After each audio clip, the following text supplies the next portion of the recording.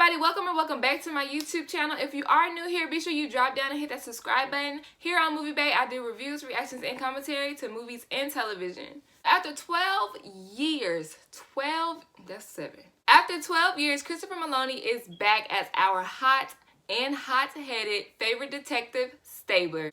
I wrote that myself. Can y'all tell? And this big Law & Order crossover event to help promote his new spinoff, Law & Order Organized Crime. So SVU starts with Stabler's wife, Kathy, being taken away in an ambulance after her car explodes.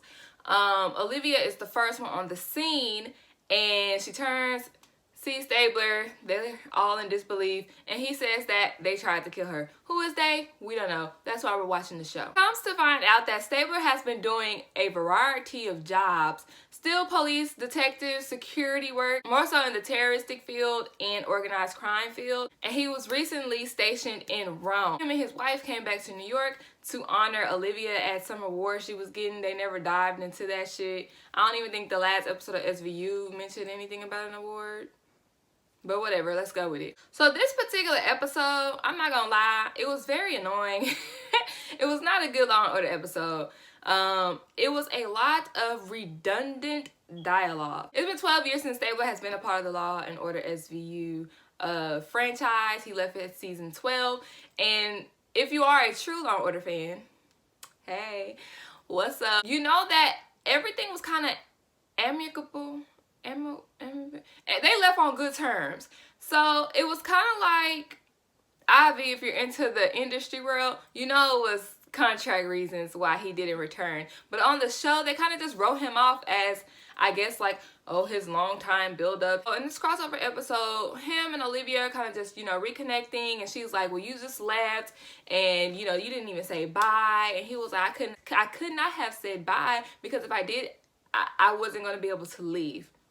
I was like, oh, that's so sweet. That's some player shit. So yeah, the whole episode was a whole bunch of redundant talk. Literally every character is being brought up to speed on how Stabler was as a detective, where he's been now, and how he's changed. Literally every character, every new detective, Carisi, Amanda, every fucking body. Everybody for some reason needs to be caught up to speed on how Stabler was, where he's been, and how he's a changed man. The writing was so damn lazy this episode. Every scene was the same shit. It was like, bruh, for fans, we know why he left. We know how he was. We know these things. We don't have to keep hearing about it every damn scene. Like, it was really annoying. The writing was very lazy this episode, but whatever. So they now have a Russian suspect, someone who was kind of low on the Russian mafia totem pole. It was kind of like a job for hire. They have him, and he is remanded to Rikers, where he gets murdered. Inside job. And while that's happening, there was a nice built-up scene where Stabler's just looking into his wife's hospital room, and the camera pans around, and it's nothing but an empty bed. And I was like, no, they didn't just kill off his wife. And I'm not gonna lie, my eyes kind of teared up because I wasn't expecting that. SVU gets removed from the case, and it's very obvious that there are some higher ups, something going on, since it is mafia related. They have connections, they're pulling strings, and we just know this isn't going to be an open and shut case, right? Boom, end of the episode. My griefs about this episode is it was lazy writing, it was very redundant, it was a waste of time, throwaway. It was a clear setup for SVU organized crime, which is not a bad thing, but damn, y'all could have put at least a little bit of effort to make this a nice standalone episode as well, because it's not. There were bad editing choices. The music in some scenes didn't make sense. And to be honest, I wish that the case was a little more lighthearted, you know, as lighthearted as SVU could be, because I wanted to see, as a longtime Law & Order fan, aka season 1 type of shit, I wanted to see Stabler and Liv, like, partner up together, go around questioning suspects. Like, I wanted to see them together, literally back in a partnership, working together. That's what I wanted to see. I thought the crime was going to be like something open and shut. And we could have just taken it that way, like, all right, well, I'm about to go my own separate way. Whoop de whoop de whoop. Maybe then at the end of the episode he could get a call to set up his show. I don't know. I didn't think it was gonna be so heavy. It was very melodramatic, and it wasn't a happy episode. It really wasn't. On to organized crime. First off, it starts like this. I'm gonna go ahead and read it. In the nation's largest city, the vicious and violent members of the underworld. I'm sorry. Take two. In the nation's largest city, the vicious and violent members of the underworld are hunted by the detectives of the Organized Crime Control Bureau. These are their stories. Dun dun. That's how it comes on. It starts off right where SVU left off. Stabler is in a courthouse. He jeopardizes some type of case. I don't know. I'm not even gonna lie. I don't know what the hell is going on. I really don't. They made it a big point to mention how Stabler's changed, how he's a changed guy. And I guess because now that Kathy is deceased, he gets to be the rowdy, out of control Stabler that we have grown to know and love. But yeah, the episode starts off, I really don't know what the hell is going on, but he finds a lead and he basically threatens them and says that you're all dead to me. Like, it's a wrap. Him and Olivia meet up again. Yeah, she makes a cameo. They meet up again. She drops off her evidence log. They catch up a little bit. He gets to see her annoying ass son.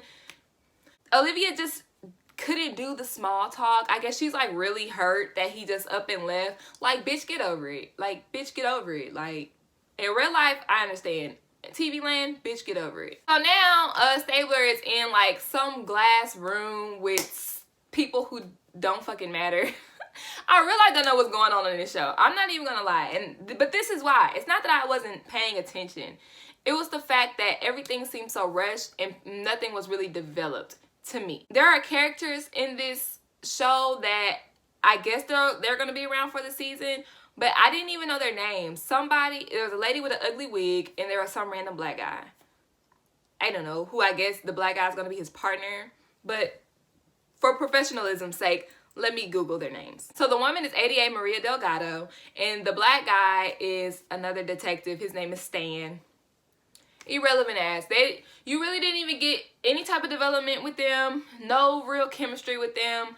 No hints as to where their characters will develop to, you know, in future episodes. It was really just like random people just thrown in. Like, I really did not, this was not a good pilot episode. Oh, and there is a sergeant named Sergeant Ayana, who I'm gonna guess there'll probably be a romantic relationship between her and Stabler later on. That's just my prediction.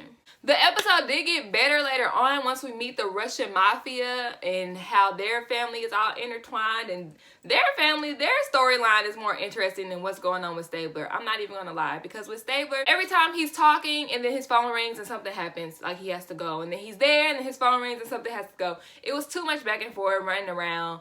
I was more interested in the Russian mafia, not Russian, oh my god. I was more interested in the Italian mafia's storyline because they shit drinking tea, okay? Organized crime seems like it has no connection to Law & Order aside from Dick Wolf, the creator, and Christopher Meloni, aka Stabler.